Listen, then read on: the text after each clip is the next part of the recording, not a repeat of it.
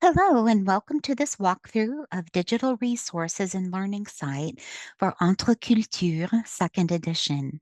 I'm Carolyn Taylor, and I'm an instructional strategist with Wayside Publishing. So here we're at our Explorer classes, and what we'll do is enter by clicking on Learning Materials. Once we're there, we'll choose the textbook. And you can see that all of the resources are organized by unit. And so here along the table of contents, I can access what I want. Let's say we know the page number of where we want to be. We could click here and just enter that page number, and it would take us directly to it. So we'll take a look at Unit 4 today. And so as we enter, you'll see that you've got all of the content available for Unit 4 here in the table of contents. So it corresponds to what you see here. This would be the view of the textbook, the content that you would have available. And then directly below it would be all of the resources that you can interact with and assign, make available to your students. So the first item is the rencontre interculturelle. So we'll begin here. So notice that all of the resources available for this segment are listed here with icons. And then when we click here, it will bring us to the textbook content. And then as we scroll down, we will see the assignments and the content that we can share with our students. So here you'll notice this is an interpretive print task. Here's what I can do with interacting with this interpretive task. So I could assign it. I could print it out for students. I could just preview it. And then I could share it. Here I could generate a link that I could send out in an email or use in maybe an integration that I have with my learning management system. And then underneath is where students could type in their responses relative to the activity. Once they're done, they would submit. And here would be a video that they could interact with. So notice they could play it right here in Learning Site. If they wanted to, they could access either closed captioning or be able to download a transcript if you have enabled that for them within your Settings tab. Notice that students could speed up or slow down the playback speed. And then they could also download a recording of the video if they wanted to. Okay, so here they would provide their responses as they're typing in if they needed to add an accent or a symbol. They would click on that omega sign and that would pop up that menu for them. Okay, and then going on to complete the second item, they would write a couple of sentences. Okay, and then when they're ready, they would hit submit. Here would be an example of an interpersonal speaking activity. I've already recorded one, so you will Okay, see so that right now everything I'm populate here. Okay, so again, students, after they've recorded, they could add a comment here if they wanted to explain anything. Okay, and then once they continued on and finished this component, right, they would then be able to submit and then move on to the next task. So this would be a comparison activity where students would view similarities and differences and then be able to respond and then submit. So let's take a look at the next component. So we'll go back up to our table of contents, and then we'll look at the first set of Communiquons. So there will be 3 sections. And here again, you'll be able to interact with content. The Comment dit-on is the vocabulary segment. Découvrons would be a grammar segment. And then J'avance would be the formative assessment for the Communiquons segment. So let's say that we were, looking to assign a PDF. Here, if we go to activity 11, okay, we'll scroll down. Here it is, the découverte activity. So as we're going through, you'll notice that there is a PDF here. So students could download that PDF and they could type right in it and then save it and be able to submit it. Okay, alternatively, you could copy the link and make that available to students. Another option you have would be for students to respond to the prompts that you see in the PDF right here in Learning Site. And then once they're finished, they would be able to submit it right here in Learning Site. Okay, so let's go back and take a look at a few other things. You'll see that, for example, the classroom forum activity. Here, students would be able to connect and interact with one another. They could type in their responses here. In addition, notice that they could also um, add links, upload files. Here, they could do an audio video recording or just an audio recording to share their response. Okay, we'll go back. Another piece that I wanted you to be aware of are the resources available. So here we have under the resource tab about EntreCultures. Within the about EntreCultures, you'll have introduction content and then appendices content. I want to show you a couple things in the introduction folder. So here you'll have the scope and sequence. Okay, and then the unit organization is another important document for you to be able to view. Okay, if we go back, here are the appendices resources. Some things to take note of in your beginning stages would be the can-do statements, okay, which you could print out.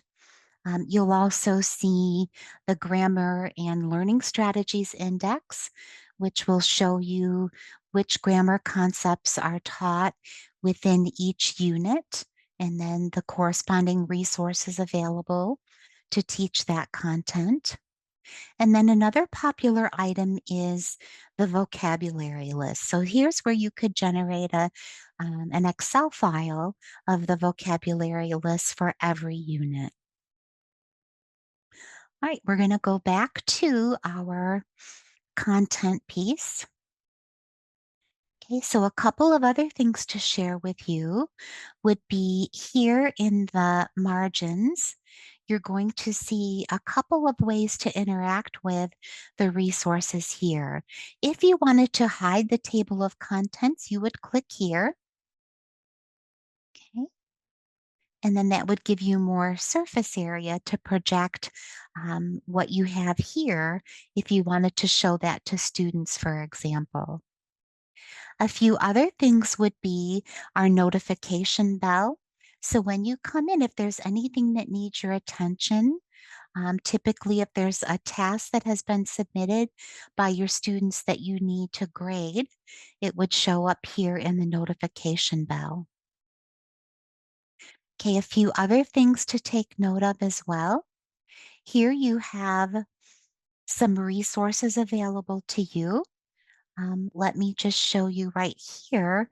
You've got the Learning Site Strategies Toolkit. So we'll click on this. And this will generate a data bank of resources that you can use to search through content types, right, to come up with strategies that you can use to teach content with your student. Okay, here we have a lesson plan generator available for you. Okay, so you can use AI to help you create your lesson plans. The help button below is a useful tool, especially as you're getting started. You've got access to our Getting Started guide. And also, here would be where you can access our YouTube page that houses video tutorials on all manner of topics to help support you. Okay, here's where you can get help if you need it. And then here is where you can provide feedback if you have ideas for enhancing how you interact with the resources in Learning Site. And then anytime there would be releases and enhancements, you would be able to take note of those under the What's New icon. Okay, so we'll go back to our resources. So here within your Explorer course, we'll go back to EntreCultures Level 1.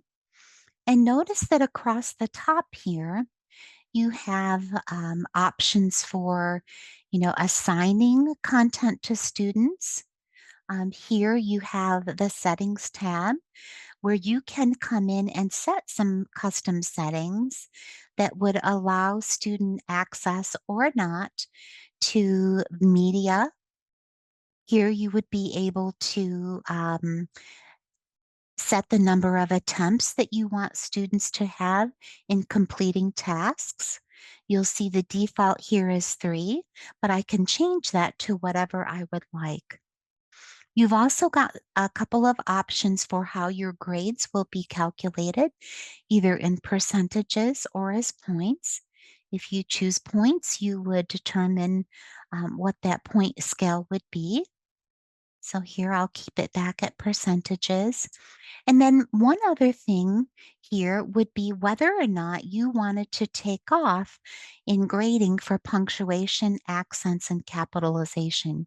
Here you can see that I've got them turned on, but I could just as easily turn those off. And then once you've made your decisions, then you can click Save. And then those will be in play from this point on until you would come back and make changes again. So the second important feature is the show hide content. And so anytime you see that unit content is checked off, that would mean that everything in the folder is available to your students. So anything you don't want them to see, like let's say, for example, our formative assessments in each section of Communiquons, we would definitely want to uncheck those assessments. And then, of course, our summative assessment, J'y arrive, we would want to ensure that students could not access those as well. Okay, so in addition, I wanted to share with you information about our Nualang platform. So, this is really a fun way for students to interact and practice with content. So, as you come in, students would be able to access the textbook content. And then also, if you were using a reader, they would be able to access Nualang content for their reader. So, within the course, students can access their content. Okay. They would click here, and then this would pull up the various resources that they have by unit. So you can see here, you would have everything in the unité préliminaire. Here would be unit 1. So I can click to show you the content that's available. So students could do activities with translation, listening, pronunciation. There are role plays that the students could do, and then they could interact with chat bots to practice with simulated conversations. As the teacher, if I wanted to check to see the progress that students have made, I could come in and then click on the progress tab, and that would show me how students are faring, which activities they've completed, right? And then how well they've done in terms of their attempts with the content. Okay.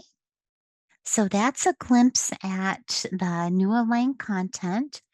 We've also got a Play Live feature where you can invite your students to join in a game, an interactive game, and students would type in their responses as quickly as they could and as accurately as they could in order to complete the activities and to, have a chance at being one of the leaders in the game. All right, so that is an overview of our resources. And if you have any questions, don't hesitate to reach out and contact our professional learning team. We're here to help and happy to, give you any support that we can. Thank you for your time.